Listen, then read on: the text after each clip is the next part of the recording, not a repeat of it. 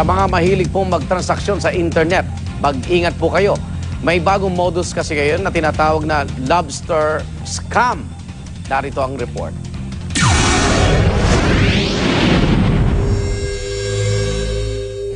Ang mga kahong ito na naglalaman ng parang pulbo ang sangkap ngayon sa modus ng isang sindikato. Ang bawat kahon daw may laman na lobster enzyme na nagkakahalaga ng 25,000 pesos. Pero sa pagsusuri ng mga otoridad, hari na lang pala. Madalas na biktima ng ganitong modus ang mga negosyante at balikbayan. Maghahanap ang mga sindikato ng mga nagbebenta ng bahay sa isang buy and sell website. Tatawagan nila ang biktima at magpapanggap na buyer. Magpapakilala siyang negosyante at supplier ng iba't ibang produkto. Ilang araw pa makakatanggap ng isa pang tawag ang biktima na interesado rin sa ibinebentang bahay. Japanese na negosyante naman daw siya at nagmamay-ari raw ng isang lobster farm sa Japan. Sa puntong ito, magtatanong ang nagpakilalang Japanese businessman sa biktima kung may kakilala siyang supplier ng lobster enzyme. Mahirap daw kasi makahanap nito at handa siya magbayad ng malaking halaga. Ang biktima naman maaalalang may nakilala siyang supplier. Ito yung supplier na interesado rin sa kanyang lupa't bahay. Agad naman niyang tatanungin ang nakilalang supplier kung may alam siyang mapagkukunan ng lobster enzyme. At sa pambihirang pagkakataon, may lobster enzyme ang naturang supplier. Sa puntong ito, magiging middleman na ang biktima sa pagitan ng supplier at umano'y Japanese businessman.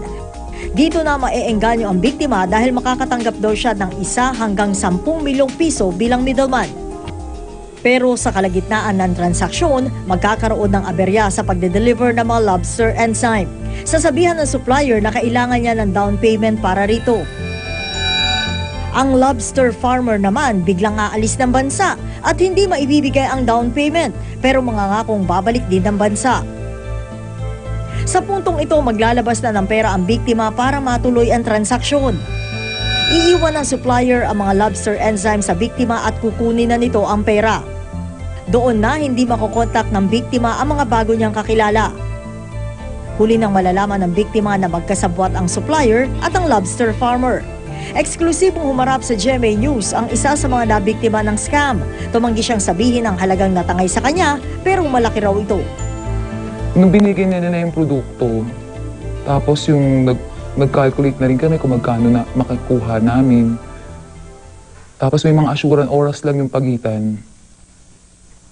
Doon na lang, basta nagbigay ka na lang ng pera, natulala ka na lang, nagbigay ka na lang bigla ng pera.